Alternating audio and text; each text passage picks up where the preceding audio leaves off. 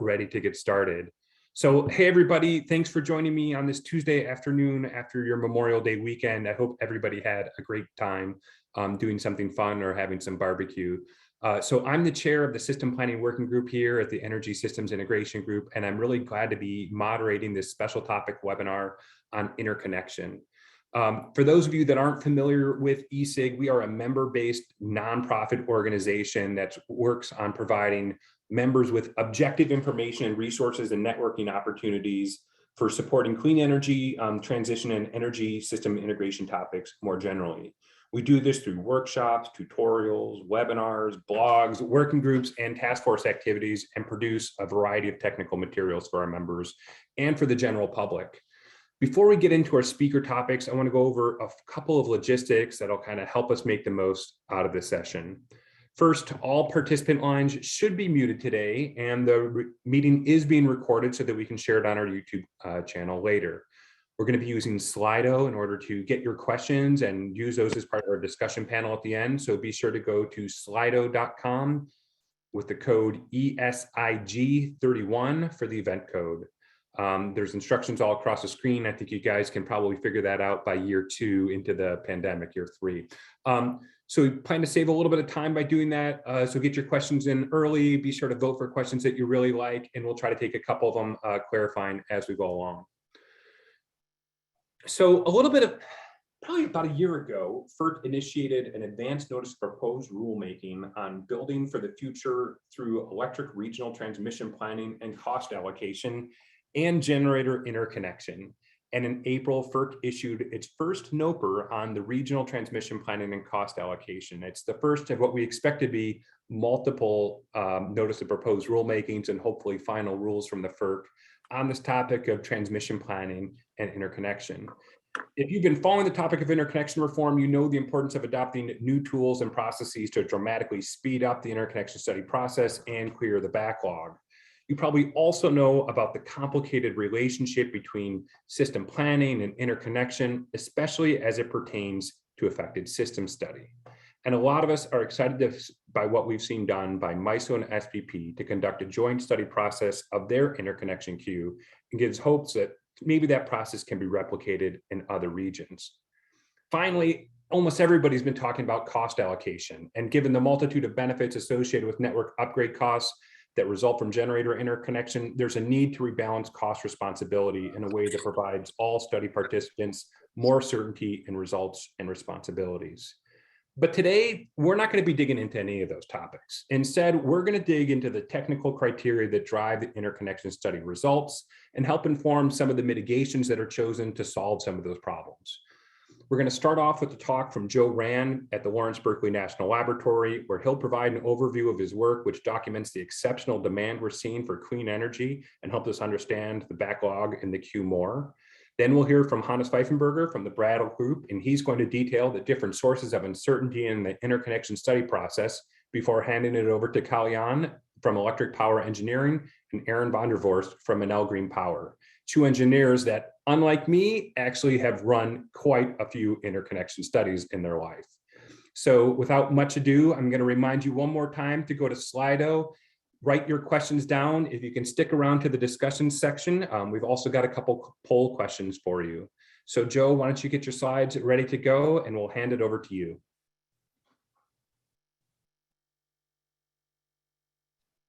Great, thanks for the intro, Aaron. My colleagues and I at Berkeley Lab have been collecting interconnection queue data for a number of years and have been doing quite a bit more targeted analyses with these data just in the past couple of years. We're seeing a lot of growing interest and urgency around this work, really for the reasons that Aaron just went over. For one thing, wind and solar project developers are frequently citing interconnection issues as one of the leading barriers to completing their projects. And also, we have, obviously this growing interest from FERC, like Aaron just mentioned, with the ANOPR and NOPR proceedings that are ongoing. And also, the Department of Energy is very interested in this as well. And I think I can now share that the Department of Energy is just as of today launching a new program focused on addressing interconnection issues. It's called the Interconnection Innovation Exchange. It's launching today, and we'd love to engage with all of you here in the audience and on this panel to participate in that program to help us understand and address these issues. So over the next few slides, I will just kind of show some big picture trends in terms of what we're seeing in the interconnection queues across the United States. The idea here is just to highlight the volume of different generation types that we're seeing proposed across the US, and also the typical completion rates for projects in the queues, and the duration that it takes projects to progress through the interconnection study process. So I wanted to start with just a quick primer on the interconnection process for utility scale or transmission scale generation. Now, many of you here in the audience today are probably very familiar with this process, and in fact, maybe more so than I am. Again, some of the other speakers have actually conducted some of these models and studies themselves. But this is just a quick overview to get everyone on the same page. So first, in a typical process, a developer would submit an interconnection request to the transmission operator or transmission owner to formally enter the queue and begin the interconnection study process. That kicks off a series of interconnection studies, which is really the focus of today's conversation. And those studies are designed to establish what transmission upgrades would be required in order to connect that generation at that specific point of interconnection, and also assigns the costs of those upgrades through those studies. Now, typically those studies would culminate in an interconnection agreement, which is a contract between the balancing authority and a generation owner. And most projects that enter the queue actually end up withdrawing at some point. So I kind of have that shown over here. But we did find through our work that roughly a quarter of projects entering these queues do ultimately get built and reach commercial operations. I'm not sure how that squiggly line appeared on my slides, but hopefully you're not all seeing that. So as just getting into the data that we're finding here, as of the end of 2021, there are over 8,000 individual generation and storage projects that are actively seeking grid interconnection. Collectively, they represent about 1.4 terawatts of combined generation and storage capacity. And so this figure that I'm showing here shows the total capacity in the queues over time. So on the y-axis, you see it's in gigawatts. Along the x-axis, it's a time series from 2014 to 2021. And you can just see a pretty massive increase in the amount of capacity we're seeing in the queues, particularly for solar and storage, as well as increasing interest in hybrid projects. So typically those would be projects that are paired with storage. Also, I'll just point out, proposed wind remains really strong at about 240 gigawatts, but, solar is really the dominant resource here with almost 700 gigawatts in the queues. Try to clear the annotations here. Okay. Now, this figure also shows the capacity in the queue as a time series from 2014 to 2021.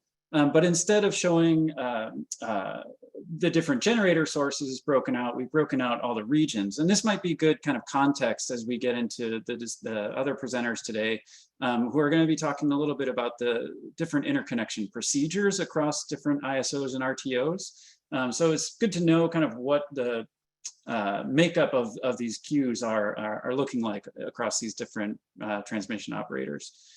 So certainly you can see volume in the queues is increasing across all these different regions. But some regions are obviously quite different than others. For example, in PJM, we see almost an order of magnitude more capacity in the queues as of the end of 2021 than we currently see in ISO New England. So obviously not all created equal. Zooming out on the far right to look at all regions, and we do get a better sense of this year over year kind of just massive increase in the capacity in the queues. That really gives you an idea of the backlog that Aaron mentioned in the introduction today. So we also wanted to look at what fraction of these projects in the queues actually go on to reach commercial operations. Now, we have, of course, heard that many projects in the queues could be speculative or kind of placeholder projects. We know that some of these projects in the queues might not have their procurement or offtake agreements lined up. Maybe they don't have local permitting. So there are all kinds of reasons why a project might not actually be built in the end. But looking over time, we found on average, just about 23% of proposed projects that enter the interconnection queues actually get built. And that stat is even lower for wind and solar, being about 20% for wind and roughly 16% for solar historically. Now, there's a little bit of evidence that completion rates might be declining in recent years, which would obviously be concerning. And as you can see from all these squiggly, colorful spaghetti lines on the left-hand chart here, completion rates vary pretty widely by region or RTO or ISO. So to get into a little bit more detail on the regional differences here, I'll show it in map format. And again, instead of looking year over year, this is kind of just a cumulative or running average of completion rates across these different regions. And I just want to point out that, you know, across all these regions we studied, only 2 of the ISOs, ERCOT and ISO New England, have had a historical completion rate above 30%. And in fact, a few of them have had average completion rates below 20%. So California ISO at 13%, New York ISO, and also this kind of big blob of the non-ISO West, which is made up of a bunch of individual utilities, have all been below 20% completion rates. Now, the last thing I'll share is that it also seems to be taking longer and longer for typical projects to complete the interconnection process. So here in this chart, we're looking at the typical duration it takes for a project to go from their initial interconnection request to a signed or executed interconnection agreement, which again, is kind of the period of the interconnection study process. Now you can see from this line chart that, you know, the duration, and that's shown, by the way, in months on the y-axis here, that typical duration has fluctuated historically. But we're definitely seeing a pretty steep increase in that typical duration since 2015. And as of 2021, you know, the median project might take 3 years to just move through this phase of doing the interconnection study. Obviously, those durations also vary pretty widely by region or RTO, although that's not shown here. We did that analysis as well. Now, for my last slide, I just want to talk about the full duration. So moving even beyond that executed interconnection agreement and going all the way to having a commercially operational project. So this chart shows the duration from interconnection request to commercial operations date. Again, you can see, you know, differences across regions, differences across different kind of generation types. But clearly, you see a general trend that that duration is increasing over time. And in fact, the typical duration for a project in the 2000 to 2010 timeframe might have been about 2 years to complete this full process from their initial request to becoming operational. But in the last decade, 2011 to 2021, that typical duration could take almost 4 years. So definitely we're seeing an increasing trend in the duration of time it takes to complete this process. So I think I'll stop there and pass the mic along to our next speaker. Yeah, great. Johannes, are you ready to join us and share your screen? I am. Great, here we go. Thank you. Let's make sure I can do this correctly. Share. I hope you can all see my screen now. Thanks for inviting me to participate in this conference. It's a great topic. It's a very complicated topic. We talk a lot about interconnection queue reform, but the study process that goes into this, the details that really matter, are really not well understood or well documented. So let's get into some of this and talk a little bit why this is so important. Here's just a little bit of background, and this chart shows the generation added in 2021.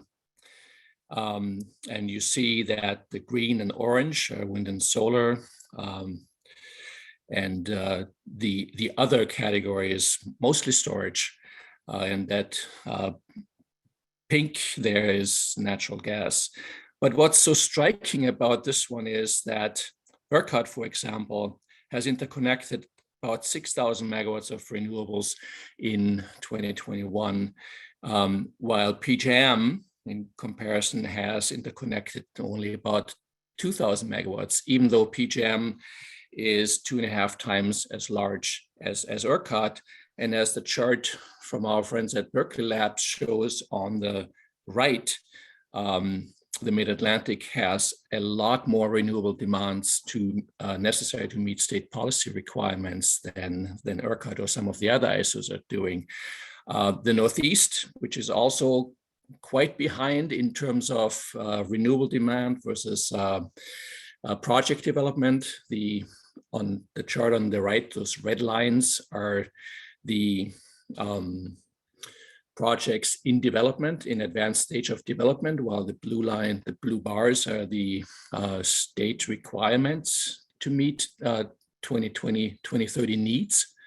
You see there's a big deficiency in projects versus needs in Mid-Atlantic and the Northeast, while the chart on the left shows that at least in 2021, those regions have underproportionately added renewables. And ISO New England and ISO New York, they're much smaller, of course.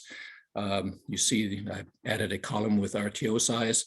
They really haven't added much in terms of renewables, even though some of the states have the highest clean energy and most ambitious clean energy goals.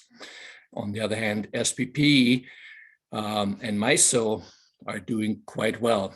Now, there are many reasons why this is happening. Of course, there is a lot more land and low-cost renewables available in some of these regions than the others, but a big piece of that is also the interconnection process. And that's what we're focused today. Now, how does generation interconnection get integrated into the larger grid planning effort? And these are each one of these boxes is sort of its own little planning box that can result in grid upgrades. And the blue box that you see with the blue border, that's a generation interconnection study process. That is sort of happening along with local reliability projects and then long-term transmission service projects. And the box below, the gray box below, you see the regional reliability planning process. Now, what happens is those top two rows account for about 90% of transmission planning in the US. The orange box, the box with the orange border, is less than 10%, and there's basically nothing happening on interregional planning.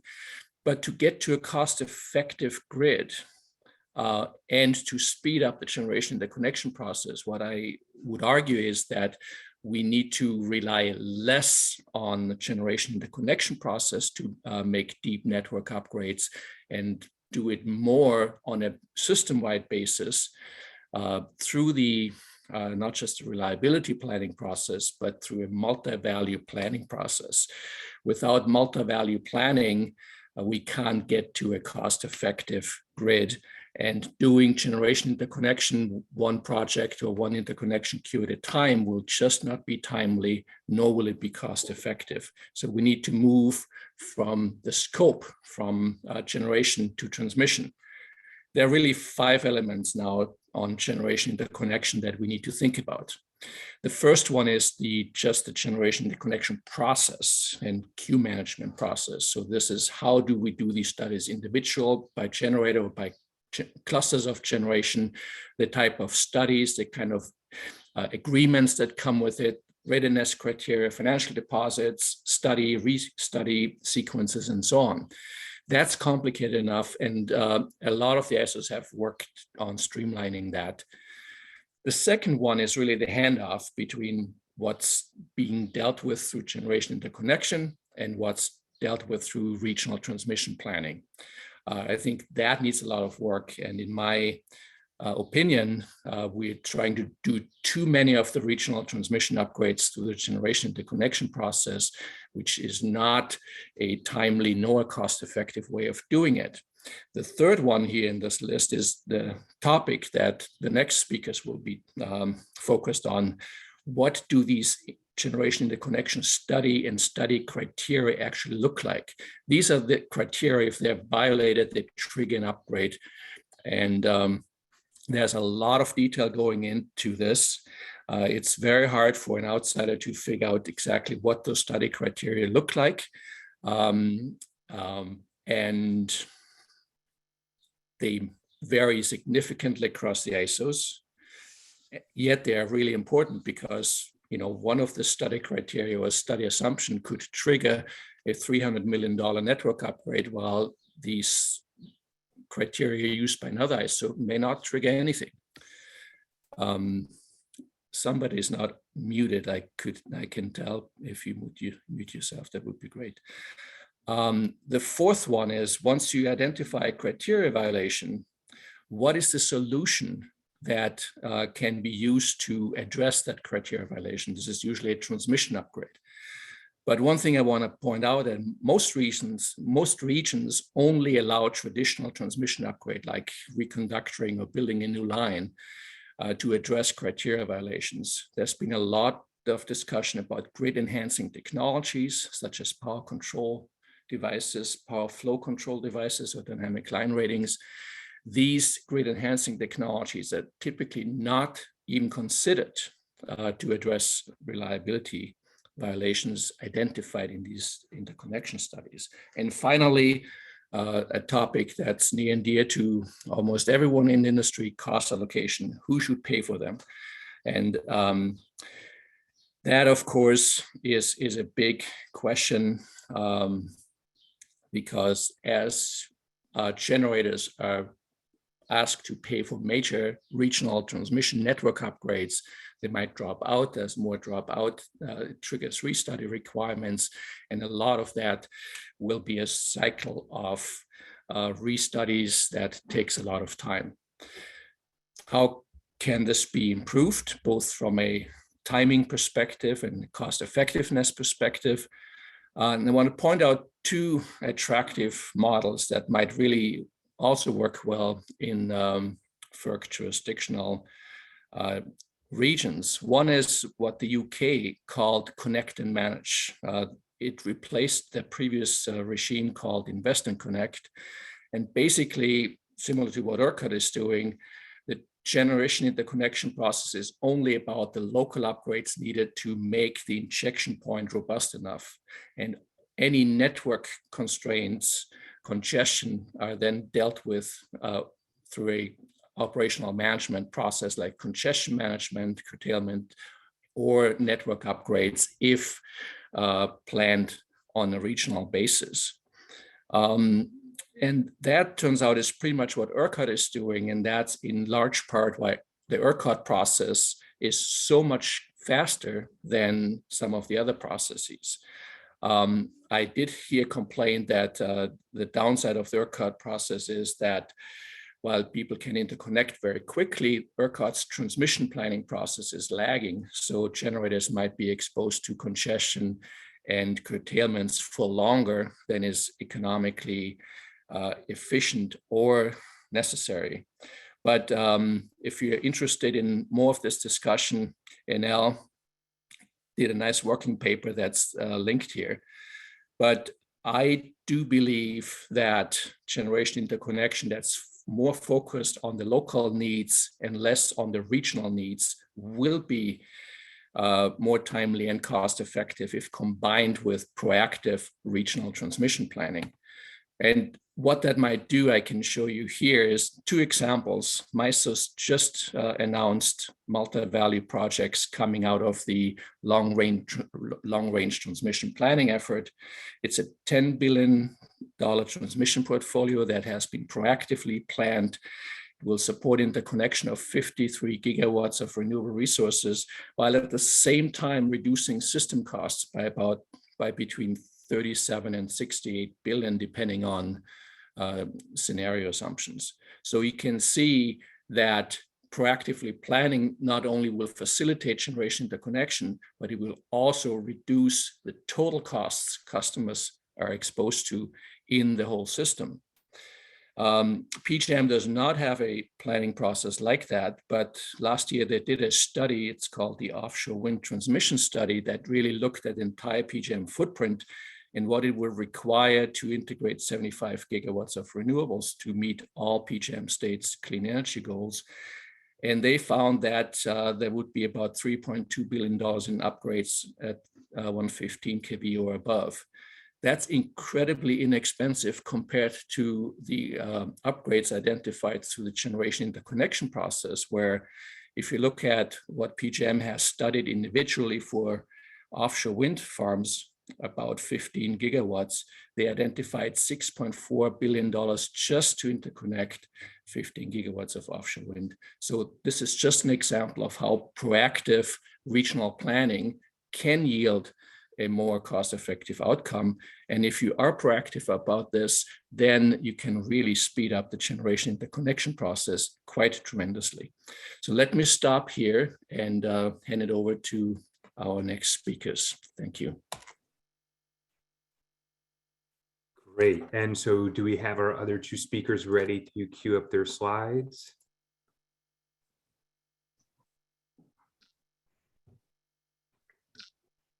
Kalyan and Aaron?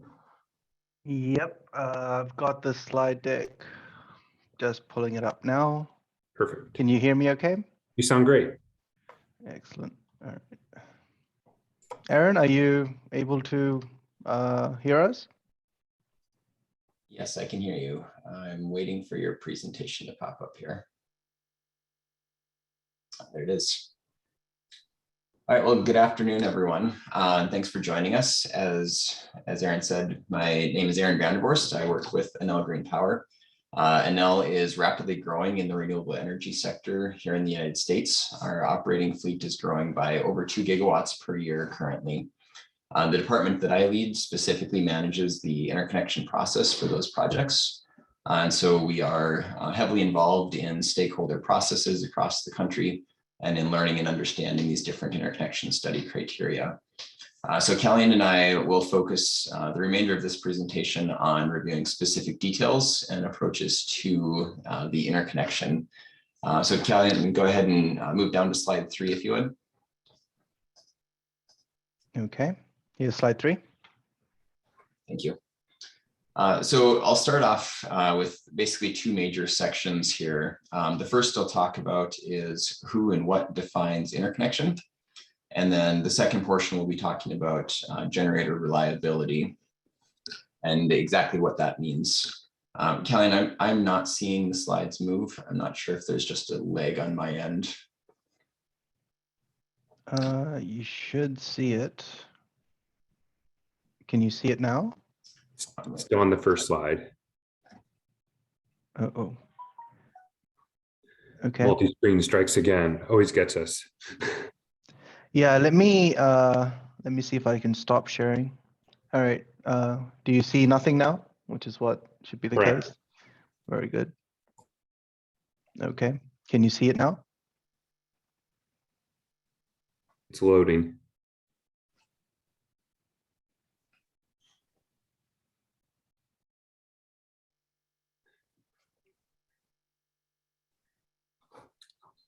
Oops.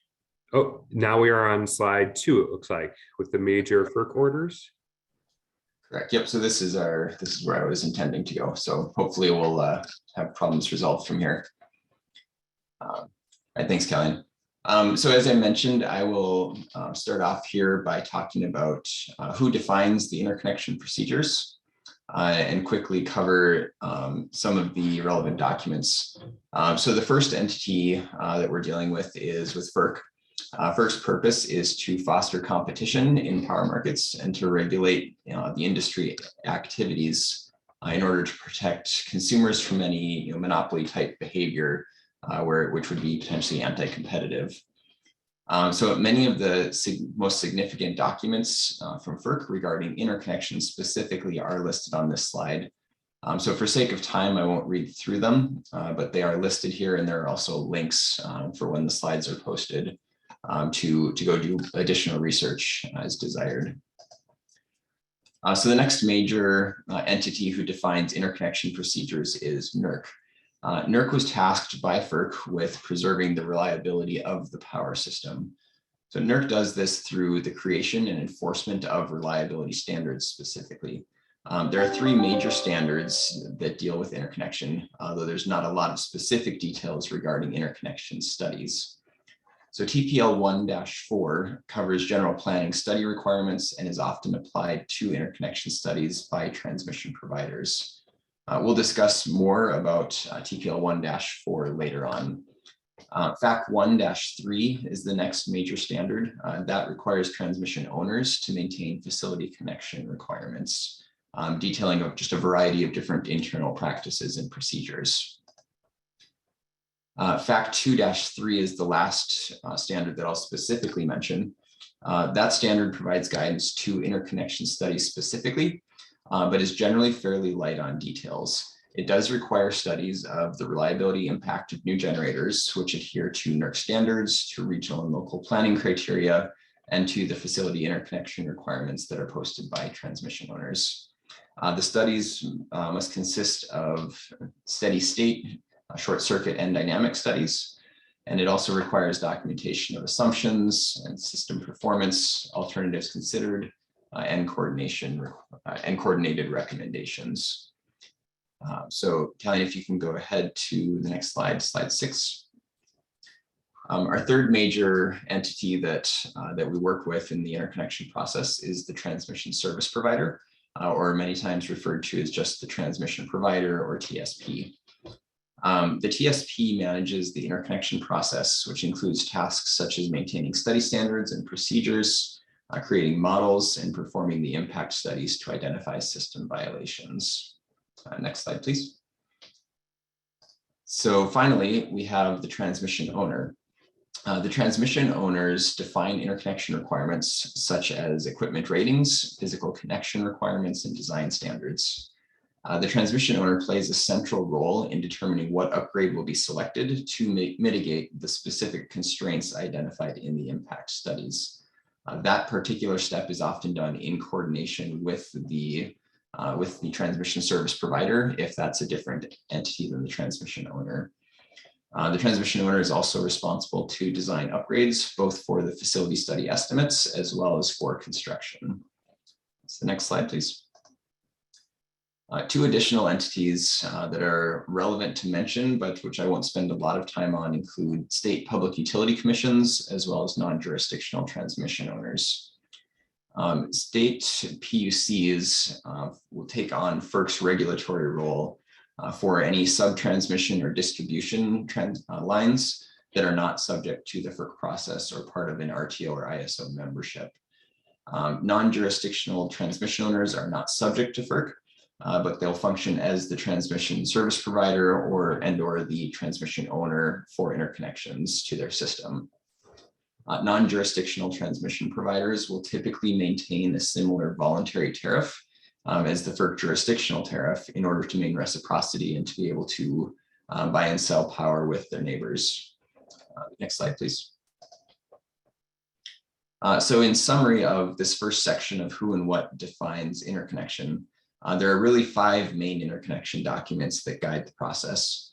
So interconnection procedures are maintained by the transmission service providers and are highly regulated by FERC. Any language change to any part of a tariff must be sent to FERC for approval. Study methodologies and criteria are generally managed by the transmission service provider and the transmission owner. And although documentation has improved very significantly over the last decade, there are still a number of gaps. This is a big part of what Kalyan will focus on in the upcoming slides. The third major item is technical standards for generator design and performance, and those are highly regulated through both NERC standards as well as through the interconnection agreements that are signed by the generator at the end of the interconnection study process. Fourth is the alternative mitigation options and selection criteria. Those are largely unregulated and undocumented, and this is definitely an area where we see a need for growth industry-wide in terms of discussions around what is acceptable, as well as documentation of those things. Lastly, transmission owners' engineering, procurement, and construction standards are largely unregulated and are subject really just to the good utility practice standard. These standards do vary widely across the country, and they can be very difficult for a generator to challenge due to the lack of regulation and documentation. So next slide. All right, so with that, let's transition over to our next major question, which is what is generation reliability? So NERC, we saw in the facility standards, requires that we study generator reliability. So before we can really go much further, we really have to ask, what does that mean? A key point to acknowledge first is that new generation increases macro level reliability to load. This slide provides examples of different services that a new generator may provide, which increase reliability. Recent capacity shortfalls highlight the need for efficient interconnection processes to bring new generation to the system and help maintain that reliability. However, interconnection processes have often painted a narrative that generators actually degrade reliability. So we'll explore that question more in the next few slides. Another question that we should ask is whether reliability means the same thing for generation as it does for load. Load is served reliably when it has adequate connection to the grid and adequate access to the collective generation fleet. A general goal of planning is to ensure that load is never unserved except for infrequent planning events, which could be costly to mitigate. While a goal of the grid is to never disconnect load, an individual generator can be turned off regularly with minimal impact to load reliability. So load is served by generation and transmission, but generation provides services to support both transmission and load. Because of this, we need to be careful not to assume that reliability is the same thing when we're talking about generation interconnection as when we're talking about load. So next slide, please. So let's take a look at what the different connectivity services are for generators. FERC defined 2 interconnection services and 2 types of transmission service. Interconnection services are split into energy and network resources, or ERIS and NRIS. NRIS is sometimes referred to as capacity interconnection service in various markets. Some key FERC guidance on ERIS includes identifying the facilities necessary to operate the generator at full output. However, ERIS only grants energy injection on an as available basis, which means there's no guarantee of actually injecting power. FERC created NRIS service to ensure studies are comparable to existing network resources on the other hand. So NRIS studies should ensure that the aggregate generation can serve the aggregate load under peak load conditions. This is meant to ensure sufficient connectivity of NRIS generation to load such that it can be depended on for ancillary services and capacity. It doesn't ensure that the generator will not be subject to congestion, however. So on our next slide, we'll talk about transmission service. Transmission service is not the focus of this presentation, but it is worth summarizing TSRs very briefly. TSRs represent rights to a full path from a generator to a load. Similar to NRIS, TSRs ensure a generation's capacity can be delivered to load. 2 types of transmission service exist, network integration transmission service, or NITS, and point-to-point. These services both represent a path to load or else a path to a different transmission system.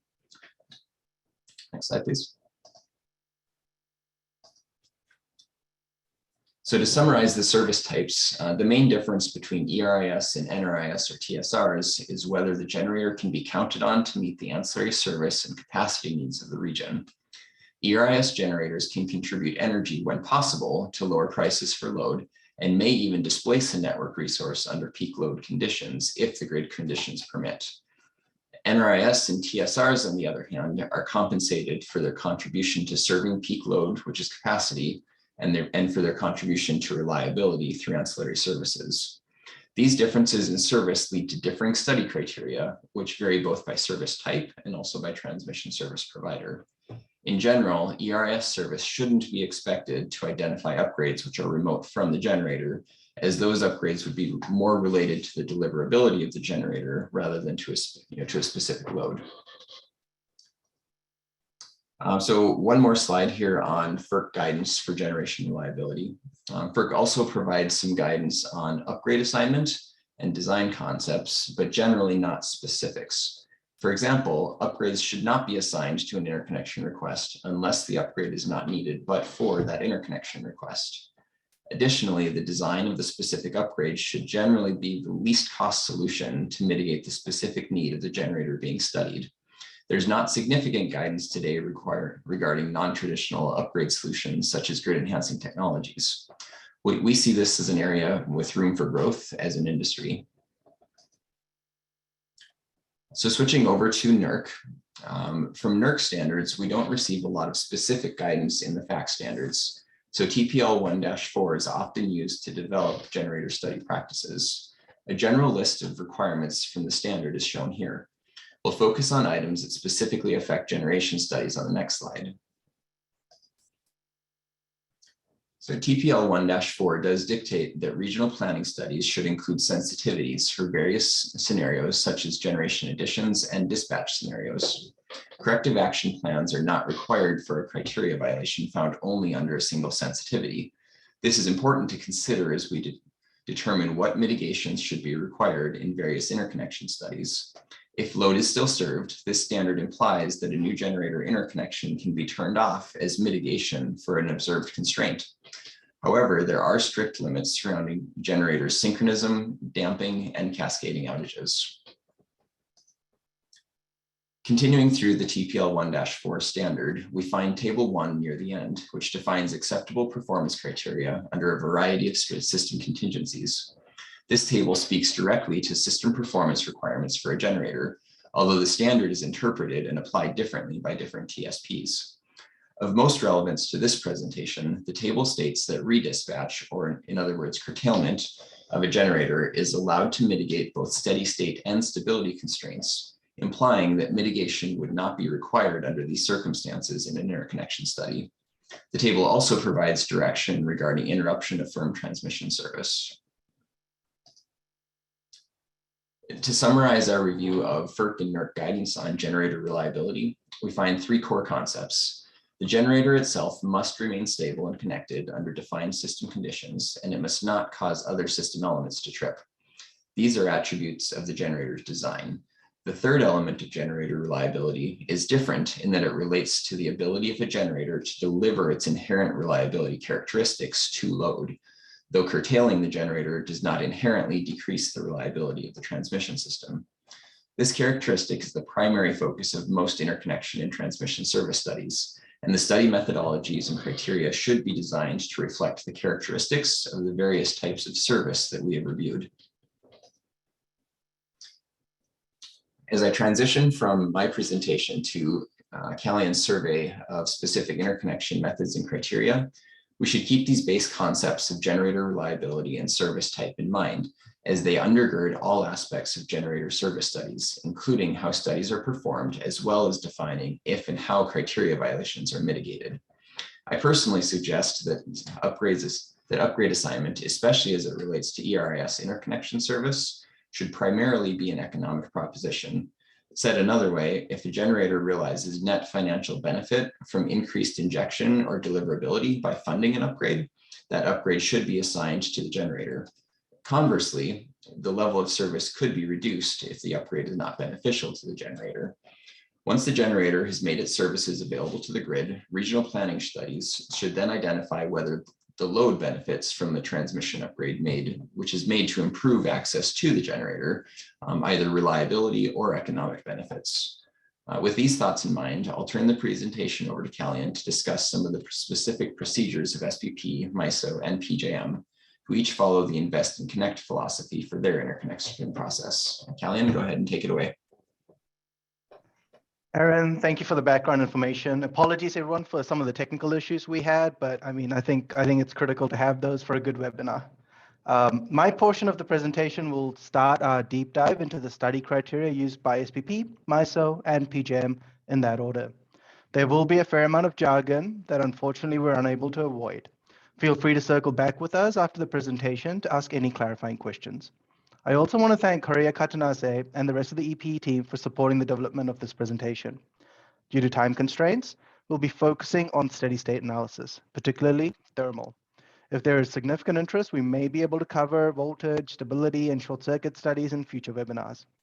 We're also using the term invest and connect as a shorthand to describe the current large generation interconnection procedures of several of the ISOs and RTOs in the US. The term refers to the fact that each generation interconnection is extensively studied, and any impacts attributable to the project or collection of projects, whether they are local or deep network, need to be resolved as part of the interconnection process itself. During this presentation, you'll see that SPP, MISO, and PJM each have a unique way of studying GI projects in the steady state domain. Primarily, different load scenarios, case years, generation dispatch, rebalancing assumptions, and distribution factor considerations. Ultimately, though, all three follow the invest and connect philosophy. Before we get into the details, I want to briefly summarize the challenges faced with the invest and connect approach. These challenges fall broadly into three buckets: the volume of GI projects, withdrawal rates, and ultimately the restudies required. Joseph touched on some of these earlier, and so did Johannes. The chart on the left shows the SPP queue, while the chart on the right shows PJM. The volume of interconnection requests is very substantial, both in number and megawatt value. Consider the fact that SPP peak load is a little over 51,000 megawatts, while almost 45,000 megawatts are looking to interconnect in 2021 and 2020 and 2021 DICES queues. Note also the increasing number of interconnection requests over the years in the PJM footprint. The chart on the left again shows SPP, while the chart on the right shows PJM. Consider DICES 2014-01. Of the 4,000 megawatts, only 300 megawatts are current. Also note PJM's low completion rates. Again, these are topics that were touched on by Joseph earlier. Broadly speaking, because the invest and connect process requires identification of system impacts, both local and deep network, and violation attribution to specific interconnection customers, typically using the distribution factor metric, as projects withdraw, the result and cost to interconnect can change significantly for those still in the queue. They could reduce, causing proponents to stay in the queue longer than they really should in the hope that another proponent withdraws. Or they could increase, causing later stage withdrawals. Ultimately, all of this causes restudies. In order to determine the impact of withdrawals, restudies must be completed. For anyone with a project management background, think of restudies as rework. Both of these very quickly deteriorate the ability for the process to stay on schedule. DICES 2015-02 had 10 restudies. Assuming optimistically that it takes 1 month per restudy, that's at least 10 months of scheduled slippage. The new three-phase approach adopted by SPP should bring the number of restudies to a much lower number, but ultimately may still be required as they're a fundamental outcome of the invest and connect approach and its dependence on distribution factors. Now, with some of that background, let's start our deep dive with SPP. As I mentioned, they embraced a three-phased approach and have increased financial commitments as projects progress through the various phases in the hope that by the end of the third phase, any restudies are significantly minimized. More recently, they also adopted a fuel-based dispatch, we'll talk about that shortly, and reduced the number of groups from 18 to 5. The 5 groups are SPP North, North Central, Central, Southeast, and Southwest. In SPP, interconnection requests can be studied for Energy Resource Interconnection Service, ERIS, and or Network Resource Interconnection Service, NRIS.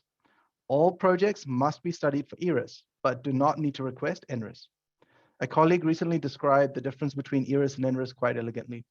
ERIS gives you the right to connect to the power system, while NRIS allows you to serve load. In SPP, NRIS is binary. Either you can request full service or no service.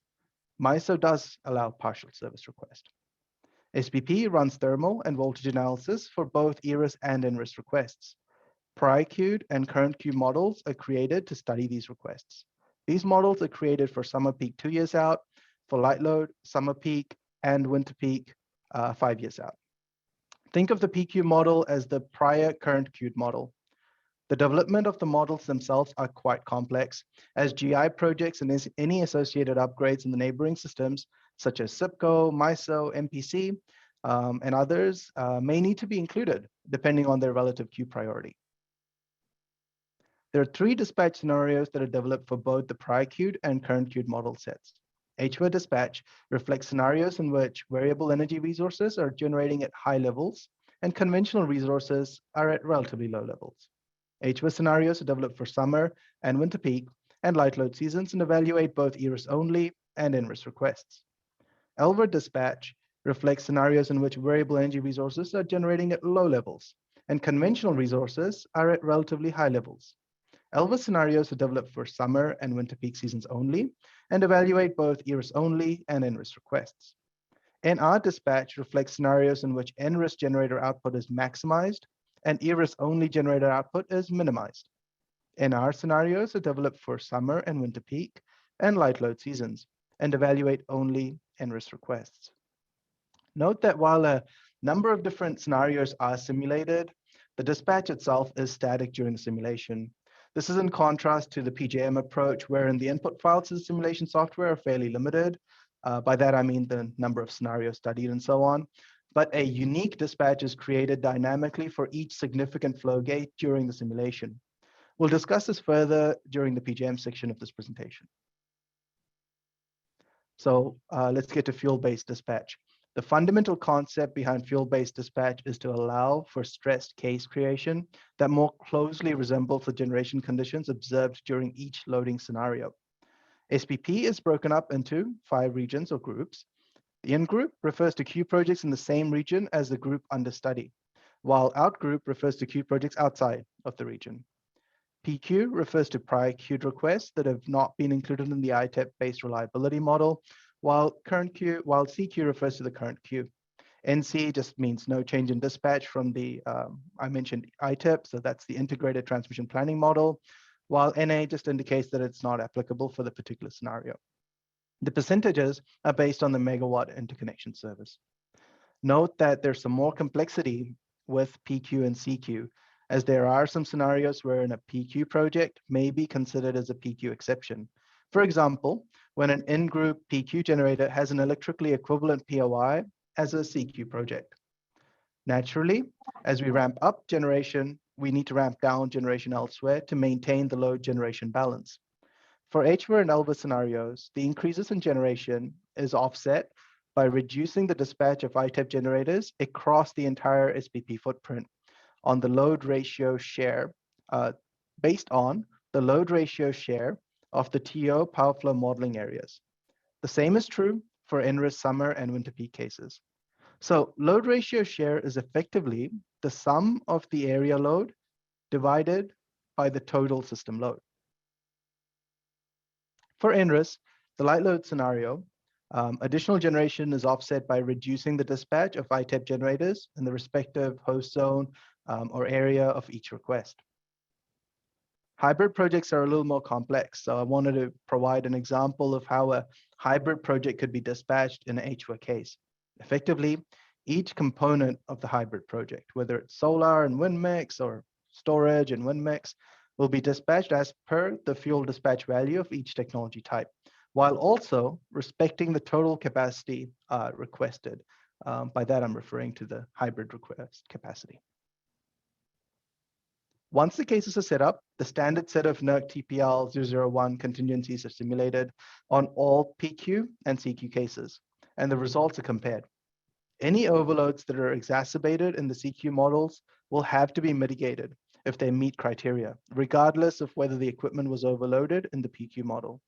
The solution parameters used by the simulation software are detailed on this slide.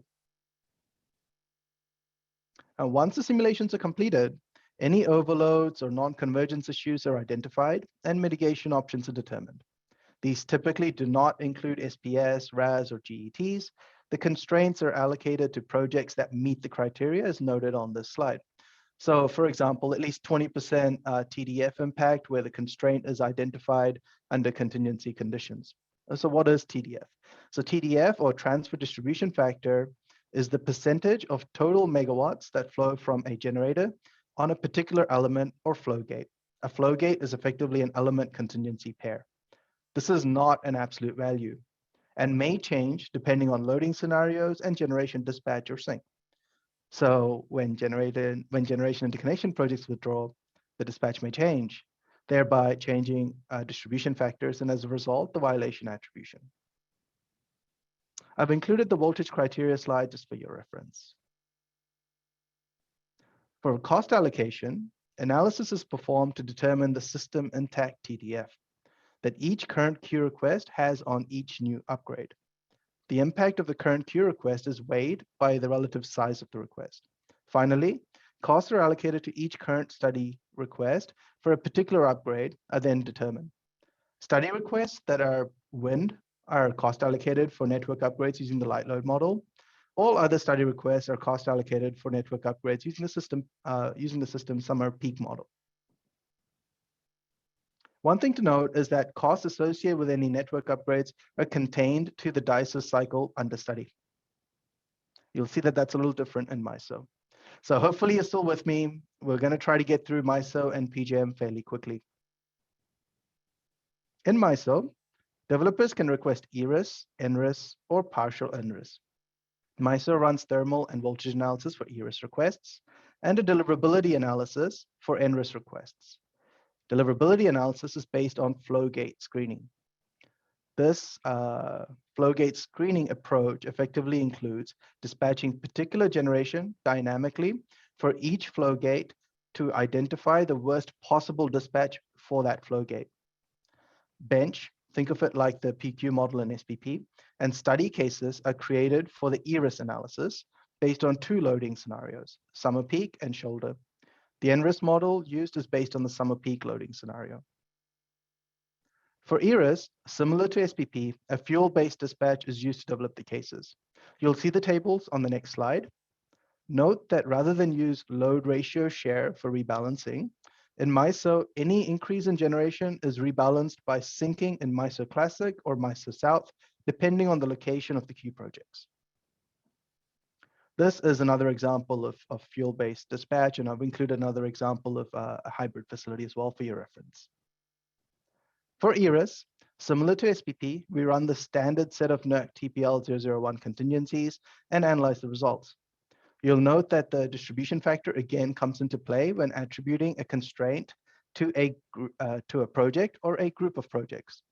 Also note the similarity between the 20% defects for contingent events and for the cumulative impact between SPP and MISO processes, so very similar. For NRIS, we simulate P0 and P1 contingencies on a summer peak NRIS case based on dynamic generation dispatch with an 8,000 megawatt cap and a 5% defects cutoff. So what does this all mean? Well, only NRIS units are considered, and these are ranked from the highest defects to the lowest. For each flow gate, a top 30 list is created, and generators in that list are dispatched to their granted NRIS during the test. Generators in subsystem MISO import are uniformly scaled down. Any current DPP cycle projects with a defects of greater than 5% will be added on top of the top 30 list. Adders are also added on top of the top 30 list if they meet the 5% defects cutoff and have a 20% impact on the flow gate. Again, these are just some cost allocation information. I've included them for your reference. Please feel free to review them at your own leisure. Shared cost allocation of network upgrades across DICE's queues are not available in SPP. In MISO, for specific scenarios, cost sharing between DPP cycles is allowed. As with SPP, we once again see that distribution factors are the biggest determinants of constraint attribution in MISO. We'll see a similar trend in PJM. In PJM, developers can request capacity, NRIS, or energy, ERIS. PJM runs a generation deliverability study on summer peak and light load cases to sense potential thermal violations caused by interconnecting new generation. So no fuel-based dispatch here. Similar to MISO NRIS approach, the analysis is based on flow gate screening. The dynamic dispatch approach takes into consideration several factors, such as unit availability, defects, ramping limits, and somewhat unique to PJM, the ramping criteria during the generation deliverability test is dependent on contingency types. So again, no static fuel-based dispatch type approach. It's all similar to the MISO NRIS approach. So let's look at the contingency types. So single contingencies, only capacity portion is ramped up. Defects cutoff is 5% or 10% for 500 kV and above flow gates. And HARMA generators are ramped up based on 80-20 criteria. That is, harmers are ranked based on defects. The availability of each unit with the highest defects is multiplied by the availability of the unit with the second highest defects, and so on and so forth, until the expected availability of the selected units is as close to, but not less than 20%. Adders are turned on and ramped based on the defects cut off above, or based on an impact of greater than 5% to the facility rating. Note only 85% of adder impact is considered. For common mode contingencies, both capacity and energy portions are ramped up. Defects cutoff is 10% for all voltage levels, and harmer generators are ramped up based on a 50-50 criteria, as opposed to the 80-20 criteria. In the summer peak case, there are no ramping limits based on fuel type. That is not the case for light load, as you can see on the right-hand side here. Also note that for solar projects, a light load test is not required as they're modeled at 0%. Similar to SPP and MISO, once again, we see that defects is a significant determining factor on both violation attribution as well as ultimately cost allocation. PJM may be changing the gen deliverability methodologies. So some of these potential changes are noted in this slide deck. Note that rules and processes are ever evolving, and I highly recommend sourcing information directly from SPP, MISO, or PJM rather than this presentation. Things get outdated very quickly. SPP, MISO, and PJM all use different modeling assumptions, study criteria, cost allocation methodologies. And as you can see, these differences can have meaningful impacts on generation interconnection customers and their experience in the process. All three do have one thing in common, and that is that they attempt to identify potential impacts that new generation interconnection requests may have on the system. Again, both local or deep network, and try to address the impacts via mitigations and solutions during the generation interconnection process itself. One of the challenges with this approach is the sensitivity to generation withdrawals as a result of the violation attribution process, which heavily relies on distribution factors that can be sensitive to generation dispatch changes resulting from generation interconnection withdrawals. This can cause restudies and delays in the generation interconnection process itself. The IC reforms across the US attempt to address this bottleneck, but we should also consider whether a connect and manage approach could lend itself to integrating more renewable energy resources in a timely manner and allow the transmission planning process to address transmission-related needs rather than trying to plan the transmission system through the generation interconnection process. With this, I'll now hand the presentation back to Aaron to discuss the topic further. Thank you all for listening. Thanks, Kalyan. If you could go ahead and drop down to slide 52.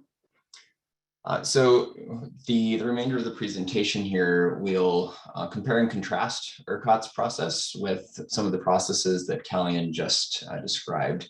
And again, we've coined these terms invest and connect versus connect and manage, which I guess we haven't really coined. We actually stole them from the UK. So thanks to any folks from the UK who are on the call today. So differently from the rest of the United States, ERCOT functions under what we're terming this connect and manage philosophy. ERCOT has operated under a less robust generation reserve and therefore has viewed new generation as a reliability benefit rather than a detriment. This has led to the interconnection processes and cost allocation methods being designed to encourage new generation to connect to the grid. ERCOT's primary requirements for interconnection really only include accurate modeling and compliance with generator performance standards. No upgrades are assigned to the generators beyond what is necessary for the actual physical connection of the generator to the grid. And even those physical grid connection facilities are funded by the load. So I have heard concern oftentimes from people that express their concern that generators won't understand that this results in curtailment of their generators or congestion being experienced on the grid. In my experience, generators cannot receive construction financing without having an accurate congestion study, typically from a third-party vendor.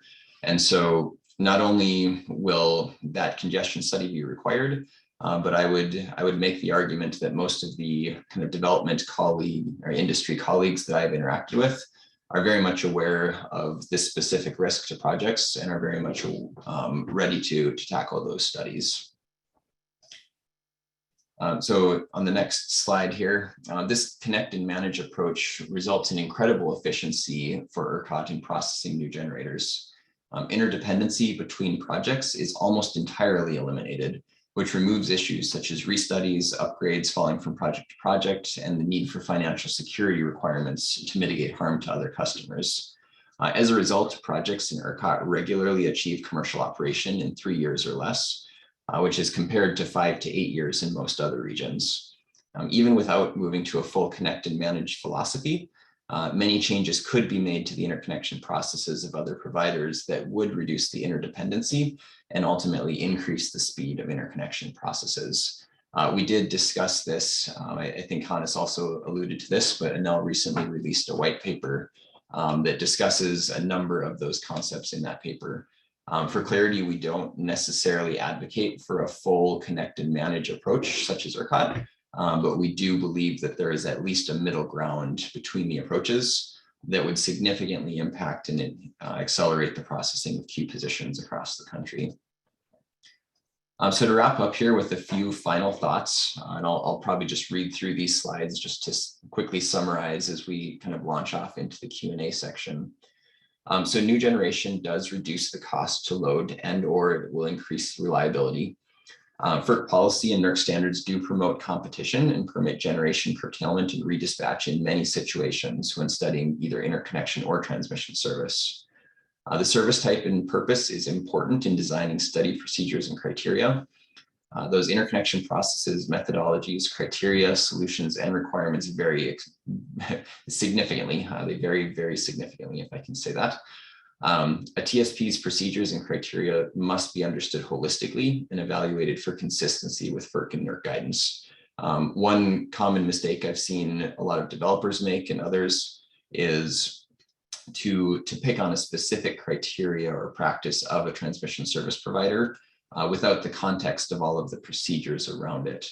And that can be a mistake in my mind, because without understanding the whole context of why that specific approach is taken, you may miss the reasoning behind it. So upgrades in upgrade assignment in ERS studies should primarily be an economic proposition in my mind. Again, that should be addressing the as available generation or injection capability and increasing that based on the cost of the upgrades that are assigned. Ultimately, the connect and manage approach reduces interdependence, which plagues queues and would accelerate access to new generation across the country. So why is this important? Obviously, there's a global push for decarbonization right now. Regardless of whether you agree with it or not, it's clearly happening. The cost of renewable energy is driving a fundamental change in our generation mix. Electrification also is driving increased energy use, and I personally believe that that's going to continue to grow load dramatically over the coming years, especially with the electrification of the transportation fleet. System capacity margins are inadequate in some areas already, and likely coming in many more areas as generation continues to retire. Our current processes are severely backlogged, and they often assign hefty upgrade costs, which prevents access to this beneficial new generation. So transmission, as this has been said already, but transmission is being designed inefficiently through the interconnection process. Centralized planning will maximize the benefit to load and really allow load to select and choose the transmission that they want to build for their maximum benefit.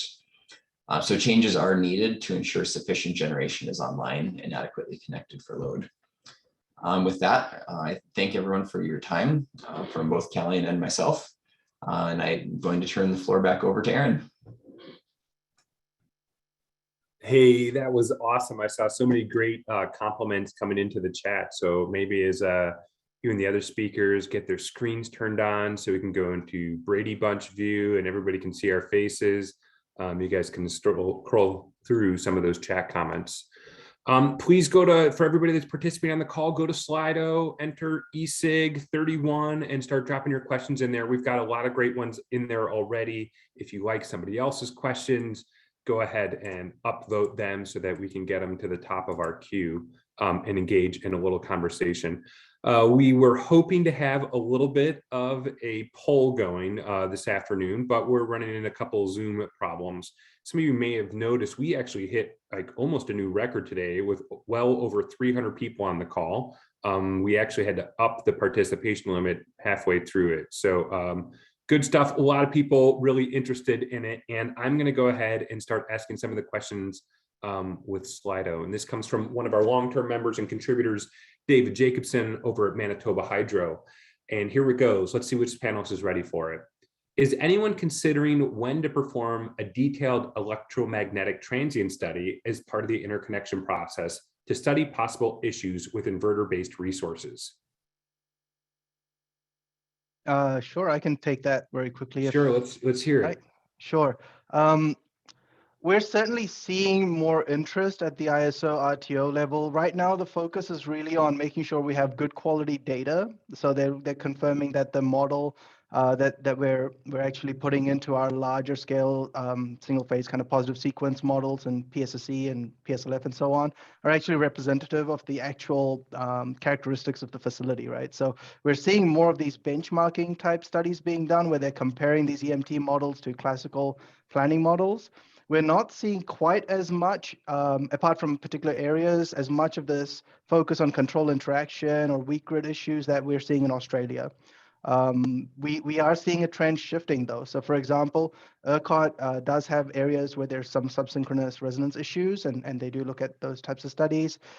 There are also more, I think, advocates internally at some of the utilities and ISOs for doing more of this at minimum benchmarking, but ideally starting to build these wide-scale EMT models to do some of the more detailed analysis. So ISO New England is another case that I can point to. I think CAISO has some requirements. MISO, by exception, so depending on where you're connecting, may require an EMT model too.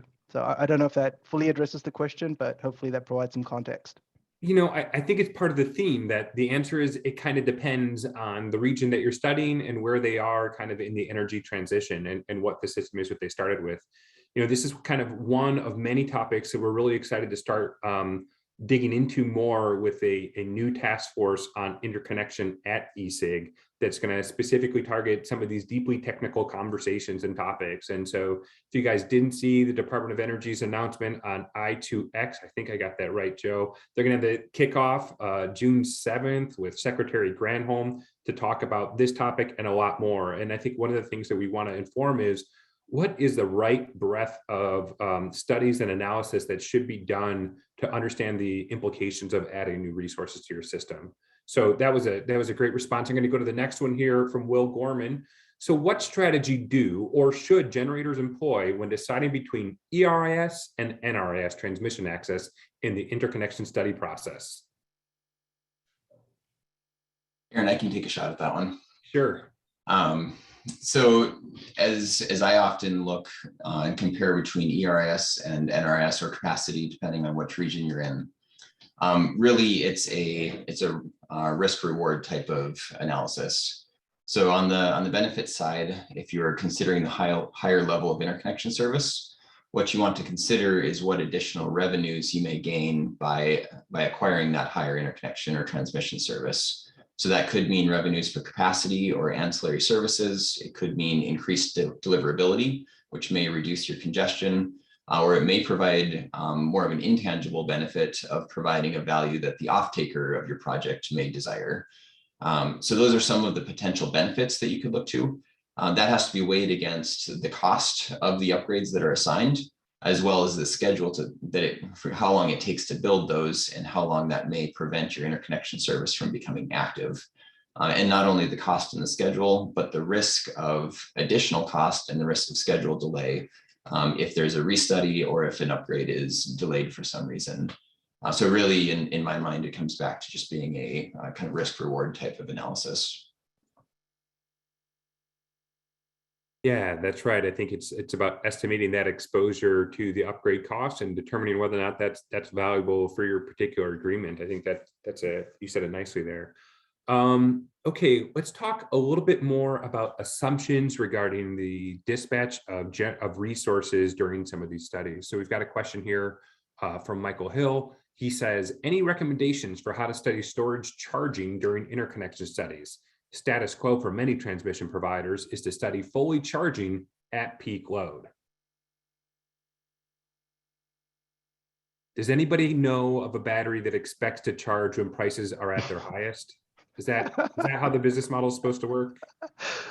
Look, I mean, a bit of a controversial one there, but I will say that again, storage as far as generation interconnection processes and the volume is still relatively new, right? So we kind of went from a heavy wind interconnection queue to a heavy solar interconnection queue to storage and now hybrid. So again, I think processes are still evolving.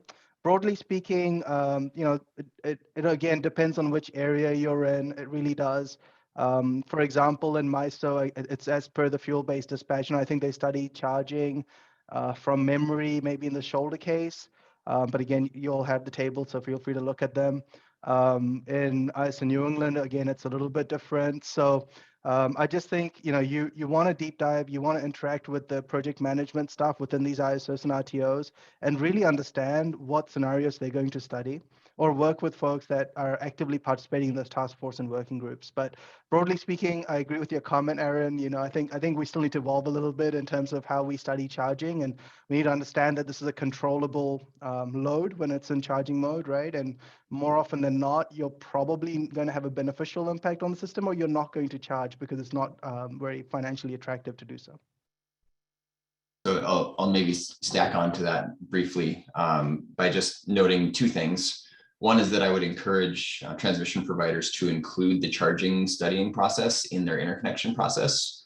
If that is a separate process where you have to go through a load addition study for your battery, the two studies can become disjoint and creates just a very difficult complexity for developers to manage. The other thing that I'll note is this really points back to some of my comments about interconnection upgrades being something that should really be focused on as an economic decision as opposed to a reliability decision.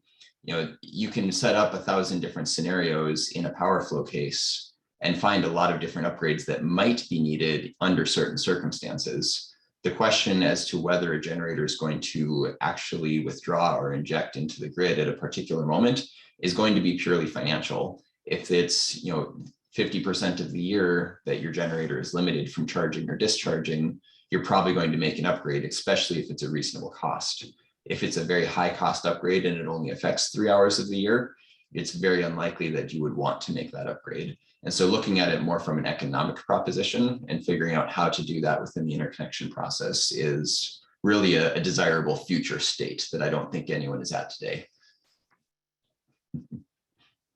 Sounds like a good argument for staying plugged into your regional stakeholder processes and maybe also into groups like ESIG where you can talk about it more, because I think a lot of these are issues of first impression for a lot of people, whether they've never heard about it before or it's the first time they're realizing these situations. So, we spent an awful lot of time talking about SPP and MISO and PJM, but we didn't dig a lot into New York and ISO New England and California ISO. There's some questions that we're getting about well, how different are those regions and what are some defining characteristics that set them apart from the group that you discussed today? Sure, I can maybe start things off there.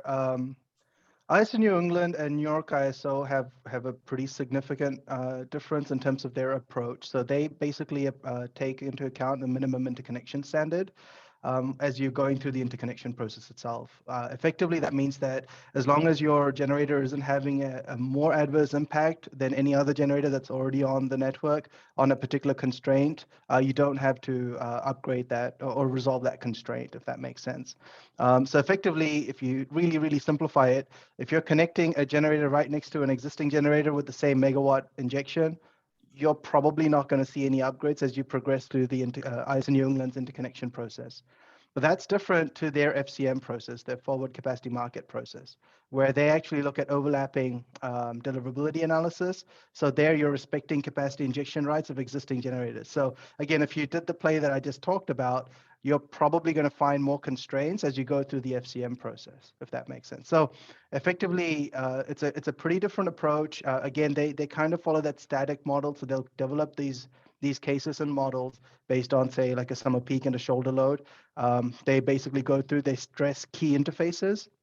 And then they plug in your model and do a pre and post queue and analyze the results. So fairly straightforward to understand.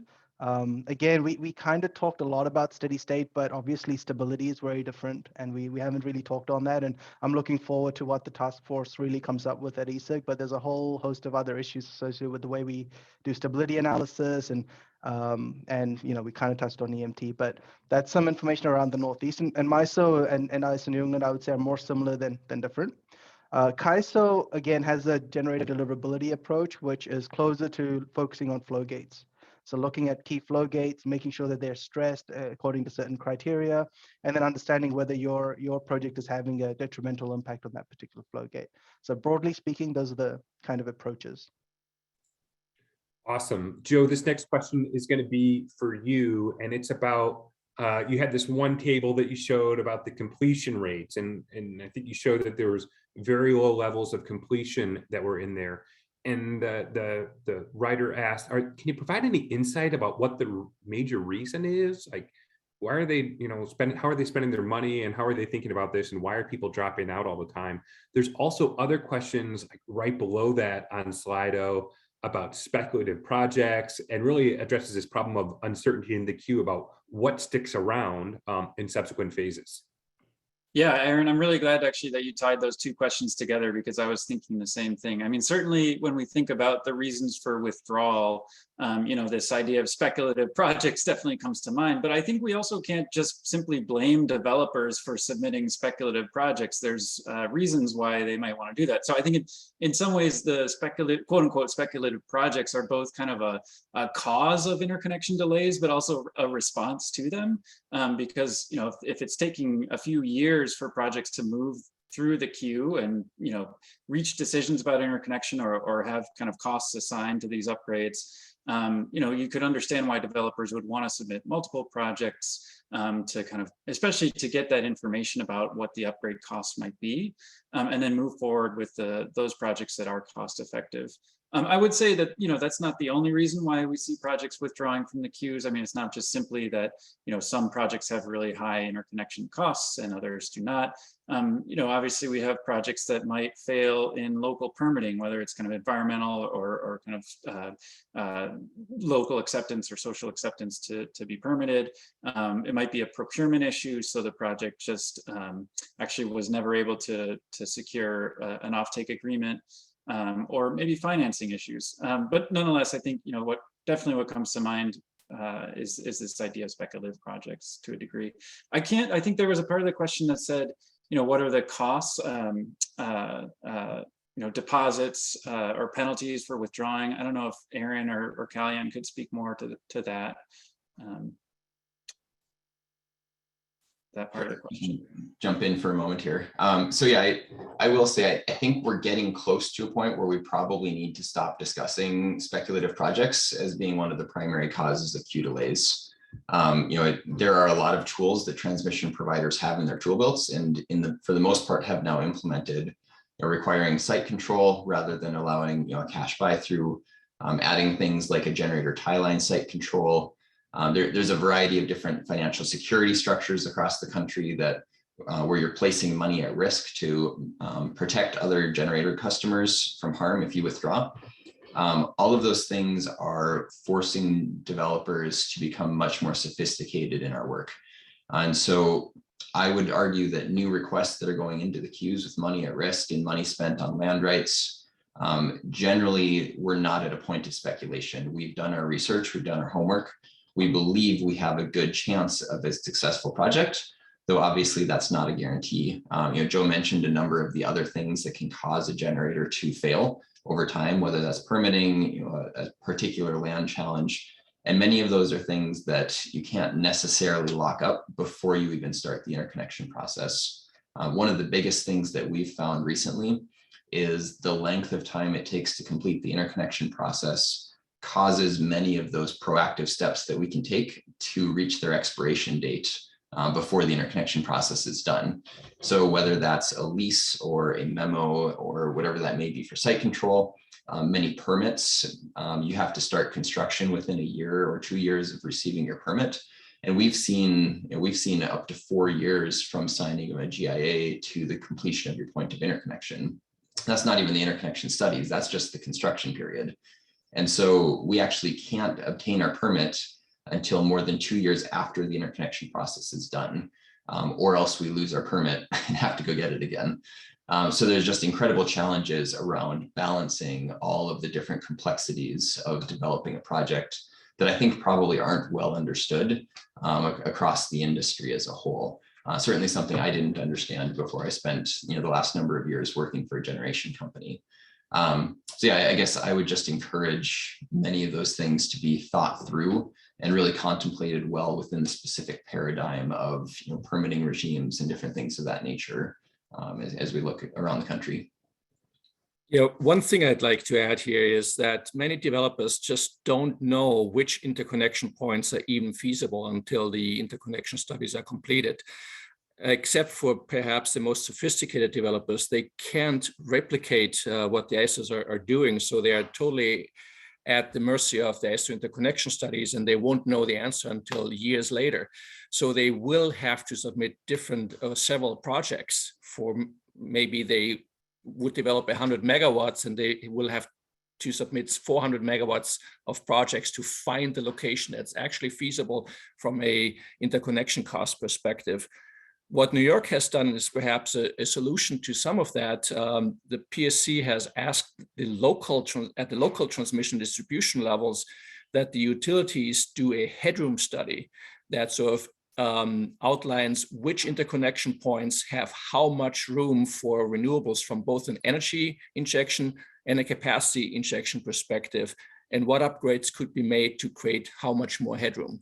I think if developers would know which locations are most suitable, we would see fewer of these speculative projects.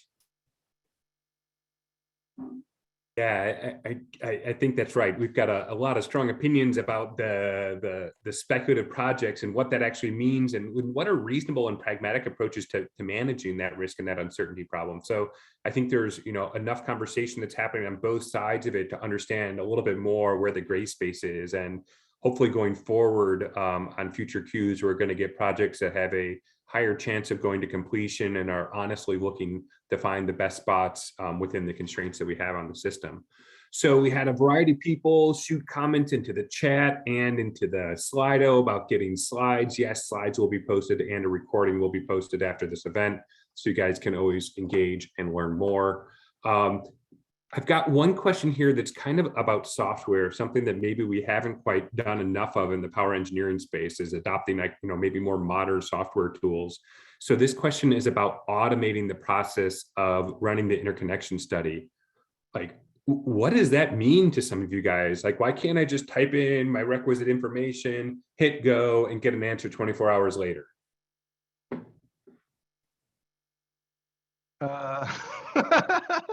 So again, when we say interconnection study, what exactly are we talking about, right? So if we're talking about steady state and we're really focusing on, like, say, thermal, then Aaron touched on the fact that if we didn't have as much interdependency on project by project, we could probably come up with something that's close to that, right? Where the focus is on getting projects connected and then managing any curtailment or overload issues through operational actions, as well as looking at transmission planning.